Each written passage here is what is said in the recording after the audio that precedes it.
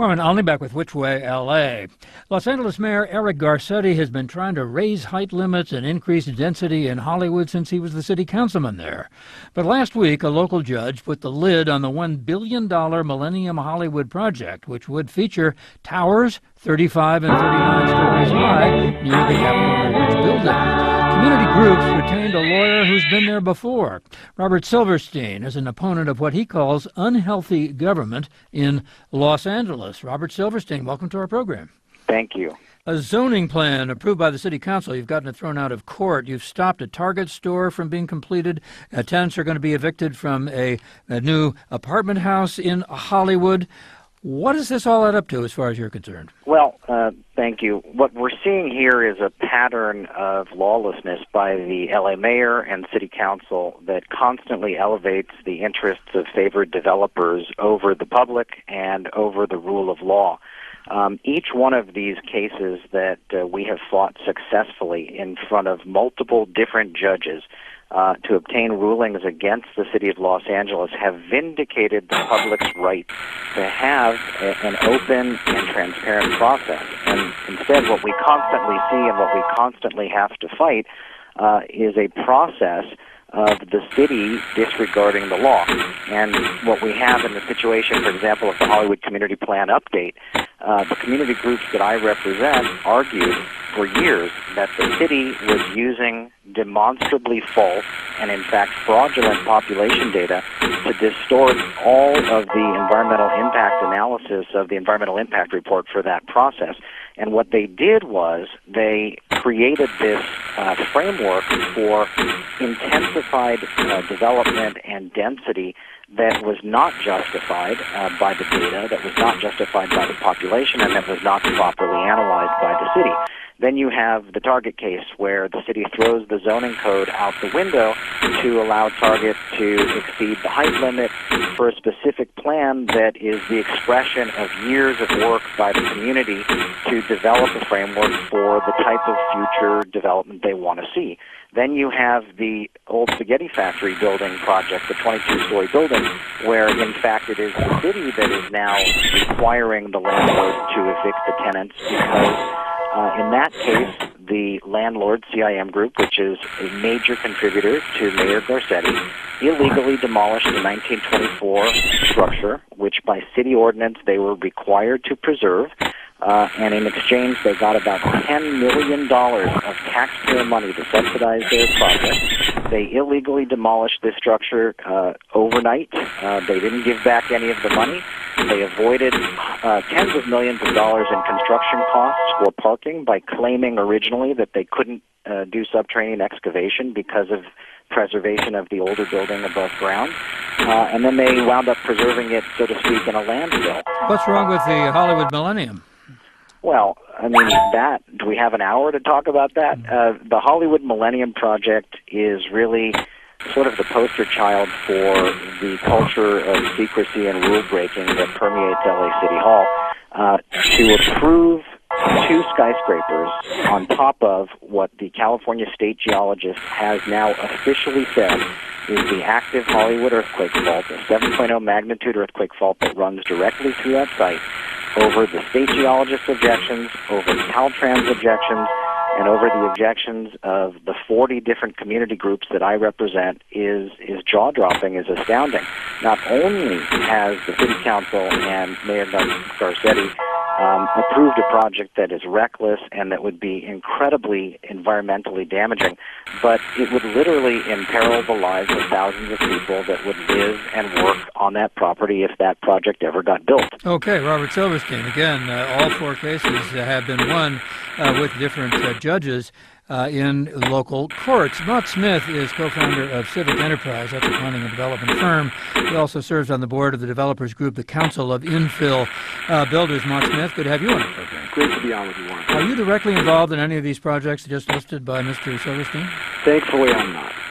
So what's your take on what's going on here? And is he right that we have a reckless, lawless process that needs to be stopped? Well, what I agree with is that we have a process that, frankly, nobody can trust. And it's true whether you're a community stakeholder, it's true if you're a developer, it's true if you're a public official. Our land use regulation process in California has been built entirely around what we would call a new growth suburban paradigm, meaning it works fantastically well if what you're trying to do is plan a new subdivision out in the desert somewhere.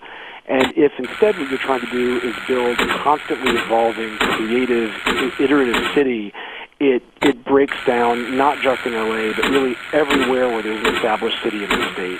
So I wouldn't characterize the city's behavior as lawless, but I would say that every time we have to create something here because of the way we've structured it under state and local laws, we have to basically break the system, and that ruins trust on all sides of the equation. So are you saying then that these projects were inappropriately presented? What about the court rulings? Was there illegality involved? I don't want to comment on the legality or illegality because I don't really know the specifics very well. But what I can say is that this is, in California, developers regularly spend hundreds of thousands, if not millions of dollars, hiring very expensive experts to help them try to comply with environmental law.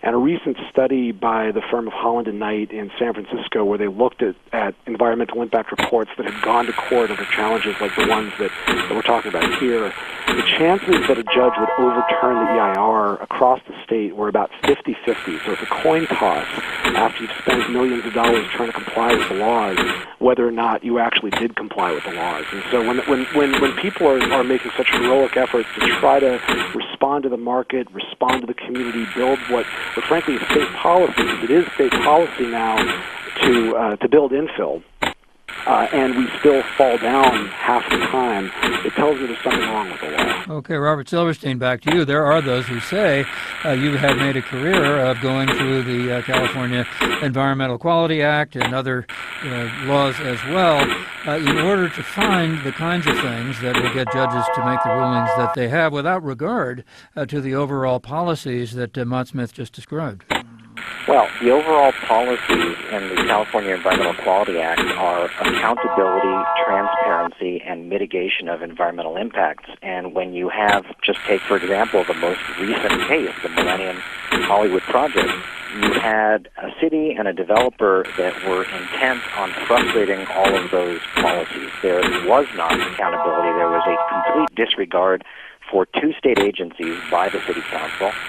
There wasn't mitigation of impacts because the city refused to even study impacts to the 101 freeway, although Caltrans was, to their credit, absolutely and tenaciously objecting to that.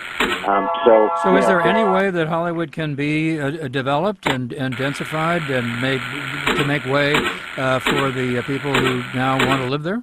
Absolutely. Hollywood can be developed if it's developed responsibly and within the constraints of the law and the infrastructure that we have.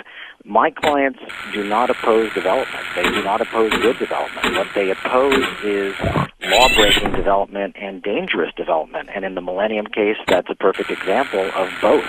So this idea that somehow CEQA is being used to frustrate projects, first of all, let me just say that another statistic that would be important to know is that about 1 in 1,000 projects is challenged. I think the statistic is about 0.3% of all projects that are approved are ever challenged under CEQA. So this notion that somehow our enforcing the environmental laws and protecting the public is harming the economy is really a canard. So, Mott Smith, what do we need in order to move toward a model that you and perhaps Mr. Silverstein could agree on? That's well, it's an awesome question. I mean, state policy ever since SB 375 was passed, Senator Steinberg has said that infill is good policy because the fact is the more densely we build, the more walkably we build, the more we prioritize people over cars, the more we're going to create a livable, affordable state that has a healthier environment. And in fact, since in 2013, SB 743 was passed, which eliminated traffic congestion as an environmental impact under the recognition that, first of all, there's always going to be some traffic congestion, and that all the things we do to mitigate congestion, frankly, make our cities worse and less affordable and less healthy. I think eliminating the automobile analysis from CEQA is a step in the right direction for sure. I'm sorry, I'm going to have to interrupt you for just a moment because we want to make way for our accelerated pledge drive, one and done. You'll find out what that means. Then we will be back with more on what's happening or not happening in Hollywood on Which Way LA. Make a donation of just $1 a day and you can join one of our exciting and exclusive Angel Clubs. Choose from music, books, DVDs, or cookbooks delivered right to your front door. Learn more and join now at kcrw.com/join. Warren Olney back with Which Way LA. Marion Dodge is president of the Hillside Federation, one of the groups opposed to the Millennium Project and what it would mean for Hollywood. It's already a traffic nightmare. Hollywood Boulevard, Franklin Avenue, those streets are already backed up for blocks and blocks. People can't get through now. If you build something else there, it's just going to compound that problem. If you look at Hollywood now, there's practically a big development on every single intersection, and all of those put together are going to radically change access to Hollywood, access through it, around it. It's going to have a huge impact on us. We just heard Mott Smith of Civic Enterprise say perhaps we ought to get rid of the traffic issue with regard to CEQA, the California Environmental Quality Act. First, before I go back to him, let me introduce Eric Avila. He is a professor of Chicano Studies, History, and Urban Planning at UCLA. He's also author of Popular Culture in the Age of White Flight, Fear and Fantasy in Suburban Los Angeles. Professor, welcome to you. Hi, Warren. Where do you come down on all of these projects in Hollywood? Do we need them or not? Well, I think, first of all, I think we need to acknowledge that we live in an urban region of 15 to 16 million people. So we live in one of the most diverse concentrations of humanity in the world. And Hollywood happens to be in the center of that concentration. And I imagine, yes, it's probably terribly inconvenient to live in the Hollywood Hills in the center of an urban region of 15, 16 million people. But I think the issue should not be about traffic congestion. I think people should be arguing for more mass transit, which is precisely what the city of LA has been doing for the past 20 years or so. And I think Hollywood has been targeted as a site for this new kind of smart growth that revolves around the integration of vertical housing and mass transit systems like the Metro line. What about the views from the hills? Well, that, I think, is going to be a problem. But, Hollywood has always been an urban center. It's not Manhattan, but we're talking about the addition of maybe 2 or 3 skyscrapers, which, might interrupt the views of a few hillside homeowners. But in terms of talking about, creating the kind of future city that we want to live in, I think that's a sacrifice that we all need to make. What about the earthquake faults, though, and the increase in traffic that Caltrans said is inevitable because of the 101 freeway? Well, I think throughout this controversy, we've heard many different reasons listed as to why we should not go forward with this project. So, initially, I think homeowners in the Hollywood Hills complained about higher incidence of rape and crime in the Hollywood area. Then came the issue of the earthquake, and now it's the Caltrans argument. And I feel like we've heard many, many different reasons as to why we should not go forward with this development, but nothing seems to stick. I mean, they keep piling on these reasons why, but I'm confident that this project is eventually going to go forward. Let me go back to Robert Silverstein, the attorney who has stalled the project, at least for the moment. Is this all about having a more convenient place to live and making sure the views are okay? No, the views issue is really a non-issue. This is about having a livable and safe community and having a city council that actually follows the law. the professor's comment that nothing seems to stick in terms of our objections. Actually, pretty much everything stuck last week in our trial, and the idea that somehow disregarding Caltrans, which for 2 years consistently opposed this project and its environmentally damaging effects, to somehow suggest that that can be brushed aside is just not proper. And to the extent that Caltrans was opposed to this and the state geologist expressed deep concerns, those are human life, health, safety, welfare concerns that everyone should join with us in being concerned about. So, Professor Avila, you're, again, a professor of urban planning at UCLA. What about Mr. Silverstein's complaint, which we heard about in the first section of our program, that you have at City Hall a kind of cabal of people, developers and council people, who push through projects without concern for the law or the people who might be the most directly affected? I don't think that's accurate. I mean, I followed Eric Garcetti and the previous mayor, Mayor Villaraigosa, on this issue. I think they're genuinely concerned about making a more livable city, and I think they both realize that the suburban ideal of Los Angeles as a city wedded to the automobile and the detached single-family home is outdated and cannot sustain itself. And I think they are, with the genuine public interest at stake, pursuing a more integrated vision of mass transit and housing.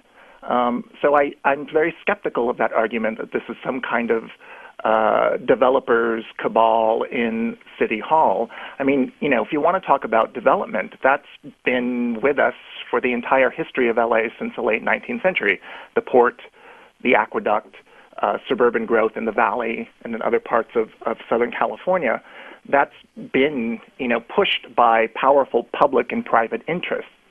While a lot of that development has not always benefited the public in equal ways, I think that Hollywood's vision to urbanize has an inclusive vision of a kind of public life that is not just representative of a very narrow, very affluent community secluded in the Hollywood Hills.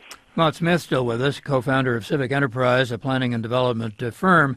What do you say to the argument that Hollywood is in fact outdated, and if so, how should we better develop it without leading to the kind of criticisms that we've heard from Robert Silverstein and many others, that in fact developers get whatever they want from City Hall? I think developers would love it if they got whatever they wanted from City Hall. And speaking with the community of developers that I'm part of, nobody has that perception. The perception that we have is that our salaries, which are basically time-based, if we build a project that's going to make us $100,000 over a year, and then a lawsuit is filed, even if that lawsuit's dismissed, but it delays our project by a year, our salary just got cut in half, unless we charge twice as much for the units that we build, which sometimes happens. So I think developers would be happier if there were a cabal out there, which I just don't believe there is either. I think what there is a set of city laws and state laws, again, that are out of sync with the policies that Professor Avila mentioned of building a walkable, healthy, dense city around our transit system. If I don't think we're going to avoid the kind of complaints that Robert Silverstein and his clients are levying at the projects. And I think the problem with our state law is it doesn't tolerate projects where there are such complaints. And the only place you can go where you're going to avoid complaints is out in the desert, which is how we create sprawl, more traffic, more environmental unsustainability, and frankly, a less healthy environment. Okay, we are almost out of time. Robert Silverstein, back to you. I'll give you the last word. Are we ever going to see the towers of Millennium Hollywood? Are we ever going to see that Target built, do you think? Are the tenants ever going to be able to go back into the building that they've had to evacuate because a historic facade was torn down? Well, the tenants don't want to be in that building. They have been victimized by the landlord. According to the LA Times, 4 floors of that building have been illegally leased for an Airbnb transient hotel. The LA Times reported that it's become a public nuisance with prostitution and drugs. So it doesn't sound, to get to my broader question, it doesn't sound like you're going to stand for these places or these projects being completed. Well, as long as projects are completed in compliance with the law, we support them. But when the law is bent and wrenched out of shape and ignored, which is what we routinely see, that's where my clients are concerned. The people who live there want a livable community. And, the idea that somehow this is just privileged people who are complaining is ironic to hear that, because the LA Weekly back in January of 2013 ran an article on the population loss in Hollywood called Hollywood's Urban Cleansing, and noted that the population loss is primarily working-class Latinos being squeezed out by the gentrification encouraged by the city's redevelopment and quick response to Eric Avila to that. Once again, we're just about out of time. Well, that is a phenomenon that's certainly not restricted to Hollywood. We're seeing that all over the place. We're not talking about public housing towers here, and if that were the case, then I think there would be, an intense class warfare. All right. No time to go into the nitty-gritty, but very, very interesting comments from all of you, and thank you very much for them. Eric Avila at UCLA, Mott Smith, co-founder of Civic Enterprise, and Robert Silverstein of the Silverstein Law Firm. Thanks all of you very much for being with us.